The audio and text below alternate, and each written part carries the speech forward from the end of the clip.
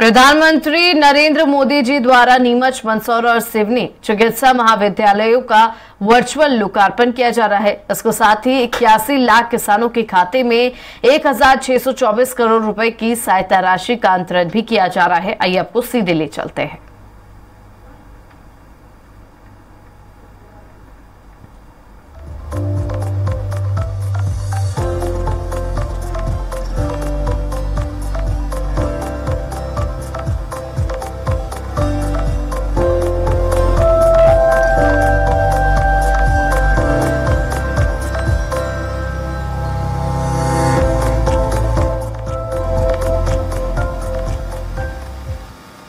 केंद्र सरकार के ये प्रयास मजबूती प्रदान कर रहे हैं स्वास्थ्य क्षेत्र को। देवी और सज्जनों, केंद्र सरकार का ये लक्ष्य है कि स्वास्थ्य सेवाओं के साथ साथ वेलनेस को भी गति प्रदान की जाए, जिसके लिए विभिन्न आयाम पर निरंतर प्रयास भी किए जा रहे हैं। इन्हीं प्रयासों पर आपको कुछ शॉर्ट फिल्म्स दिखाना चाहेंगे, जिनमें सबसे पहले स्वास्थ्य क्षेत्र में ढांचागत परियोजनाओं को कैसे सुदृढ़ कर रही है केंद्र सरकार। आइए देखते हैं ये short film. Health care for all, इस विजन के साथ बीते 10 सालों में देश ने प्रिवेंटिव और क्यूरेटिव हेल्थ केयर पर अभूतपूर्व बल दिया है।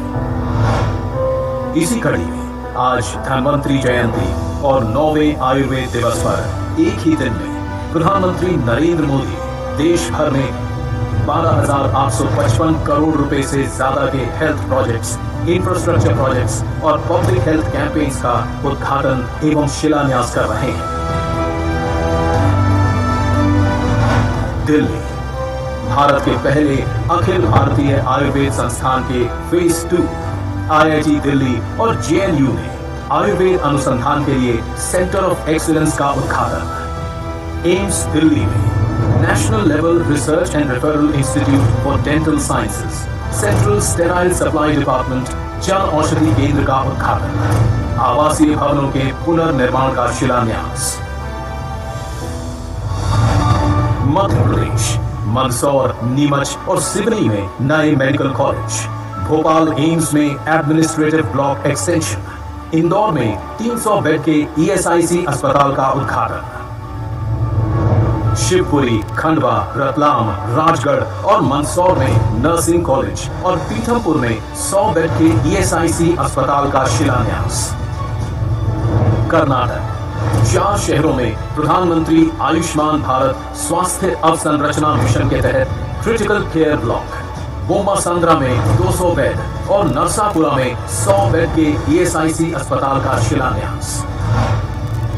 छत्तीसगढ़, बिलासपुर राजकीय मेडिकल कॉलेज में सुपर स्पेशलिटी ब्लॉक का उद्घाटन। केंद्रीय योग एवं प्राकृतिक चिकित्सा अनुसंधान संस्थान रायपुर का शिलान्यास।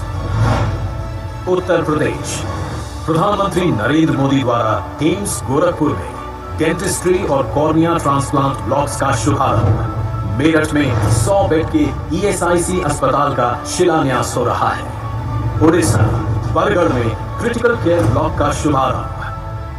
केंद्रीय योग एवं प्राकृतिक चिकित्सा अनुसंधान संस्थान खोरड़ा का शिलान्यास। हिमाचल प्रदेश, एम्स बिलासपुर में जन औषधि केंद्र, पल्मोनरी और एंडोक्राइनोलॉजी समेत अन्य सुविधाओं का उद्घाटन। साथ ही एम्स कैंपस में रेजिडेंशियल क्वार्टर्स और अन्य सुविधाओं का शिलान्यास। कुल्लू और चंबा में क्रिटिकल केयर ब्लॉक्स का शिलान्यास। आंध्र प्रदेश, अच्युतापुरम में 30 बेड के ESIC अस्पताल का शिलान्यास। तमिलनाडु, इरोड, विल्लुपुरम, थेनी, रामनाथपुरम और कांचीपुरम में क्रिटिकल केयर ब्लॉक का शिलान्यास। प्रधानमंत्री श्री नरेंद्र मोदी जी द्वारा नीमच, मंदसौर और सिवनी चिकित्सा महाविद्यालयों का वर्चुअल लोकार्पण। इसके साथ ही 81 लाख किसानों के खाते में 1624 करोड़ रुपए की राशि का अंतरण किया गया। लेकिन दिवाली देखी हो, ये दिवाली ऐतिहासिक है। आपको लगेगा कि भाई इतनी दिवाली देख करके तो बाल सफेद हो गए और मोदी जी ये ऐतिहासिक दिवाली कहां से लाए।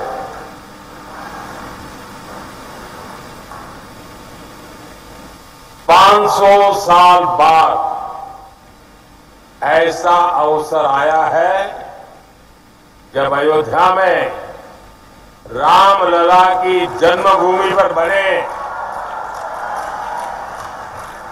उनके मंदिर में भी हजारों दीप जलाए जाएंगे। एक अद्भुत उत्सव होगा। ये ऐसी दीपावली होगी जब हमारे राम एक बार फिर अपने घर आए।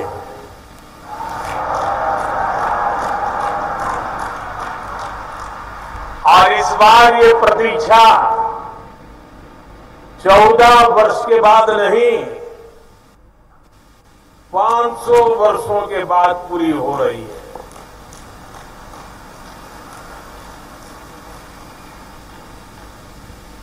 साथियों, धनतेरस के दिन सौभाग्य और स्वास्थ्य का ये उत्सव सिर्फ एक संयोग नहीं है,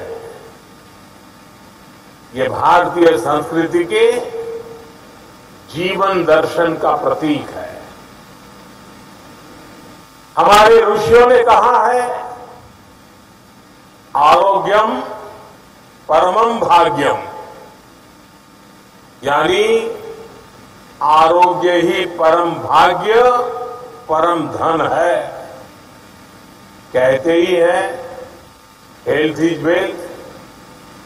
यह प्राचीन चिंतन आज आयुर्वेद दिवस के रूप में पूरी दुनिया में छा रहा है। हम सबके लिए खुशी की बात है कि आज 150 से ज्यादा देशों में आयुर्वेद दिवस मनाया जा रहा है। ये प्रमाण है आयुर्वेद को लेकर बढ़ रहे वैश्विक आकर्षण का, और ये प्रमाण है कि नया भारत अपने प्राचीन अनुभवों से विश्व को कितना कुछ दे सकता है। साथियों, बीते 10 वर्षों में देश ने आयुर्वेद के ज्ञान को मॉडर्न मेडिसिन के साथ जोड़कर स्वास्थ्य के क्षेत्र में एक नया अध्याय जोड़ा है। All India institute of Ayurveda इसका एक बड़ा केंद्र बना है। 7 वर्ष पहले आज ही के दिन मुझे इस इंस्टीट्यूट के पहले फेज को समर्पित करने का सौभाग्य मिला था। आज भगवान धन्वंतरी की जयंती पर ही मुझे इसके सेकंड फेज के लोकार्पण का अवसर मिल रहा है। अब यहां पंचकर्म जैसी प्राचीन पद्धतियों का आधुनिक टेक्नोलॉजी के साथ फ्यूजन देखने को मिलेगा।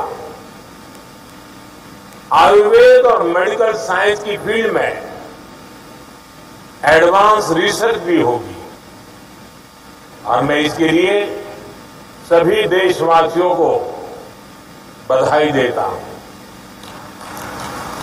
साथियों, जिस देश के नागरिक जितने स्वस्थ होंगे उस देश की प्रगति की गति भी तेज होगी। इस सोच के साथ अपने नागरिकों के स्वास्थ्य को प्राथमिकता देते हुए केंद्र सरकार ने स्वास्थ्य नीति के 5 स्तंभ तय किए हैं। पहला, प्रिवेंटिव हेल्थ केयर, यानी बीमारी होने से पहले का बचाव। दूसरा, समय पर बीमारी की जांच। तीसरा, मुफ्त और सस्ता इलाज, सस्ती दवाएं। चौथा, छोटे शहरों में अच्छा इलाज, डॉक्टरों की कमी दूर करना। और पांचवा, स्वास्थ्य सेवा में टेक्नोलॉजी का विस्तार। भारत अब हेल्थ सेक्टर को होलिस्टिक हेल्थ केयर की नजर से देखता है। आज इस कार्यक्रम में इन 5 स्तंभों की मजबूत झलक दिखाई देती है। अभी यहां लगभग 13,000 करोड़ रुपए की परियोजनाओं का उद्घाटन और शिलान्यास हुआ है। आयुष स्वास्थ्य योजना के तहत 4 सेंटर ऑफ एक्सीलेंस, ड्रोन के जरिए स्वास्थ्य सेवाओं का विस्तार, एम्स ऋषिकेश में हेलीकॉप्टर सर्विस, एम्स दिल्ली और एम्स बिलासपुर में नया इंफ्रास्ट्रक्चर, देश के 5 अन्य एम्स में सेवाओं का विस्तार, मेडिकल कॉलेजों की शुरुआत, नर्सिंग कॉलेजों का भूमि पूजन। देश में स्वास्थ्य सेवाओं के कायाकल्प से जुड़े ऐसे अनेकों काम आज हुए हैं। मुझे खुशी है, इनमें से कई अस्पताल हमारे श्रमिक भाई बहनों के इलाज के लिए बनाए गए। ये अस्पताल हमारे श्रमिक वर्ग की सेवा के केंद्र बनेंगे। आज जिन फार्मा यूनिट्स का लोकार्पण हुआ है, उनसे देश में ही एडवांस मेडिसिन के साथ हाई क्वालिटी स्टेंट्स और इम्प्लांट्स भी बनेंगे। ये यूनिट फार्मा सेक्टर में भारत की ग्रोथ को आगे बढ़ाएंगे। साथियों, हम में से अधिकतर लोग उस पृष्ठभूमि से आए हैं जहां बीमारी का मतलब होता है पूरे परिवार पर मानो बिजली गिर गई हो। गरीब के घर में कोई एक अगर गंभीर रूप से बीमार होता है तो उसका असर घर के हर सदस्य पर पड़ता है। एक समय था जब इलाज में लोगों को घर, जमीनें, गहने सब बिक जाते थे।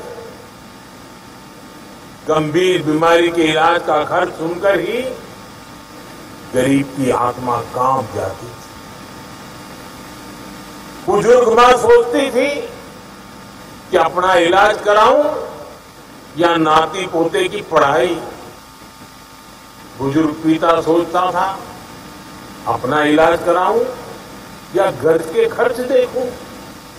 इसलिए गरीब परिवार के बड़े बुजुर्गों को बस एक ही रास्ता दिखाई देता, चुपचाप तकलीफ सहो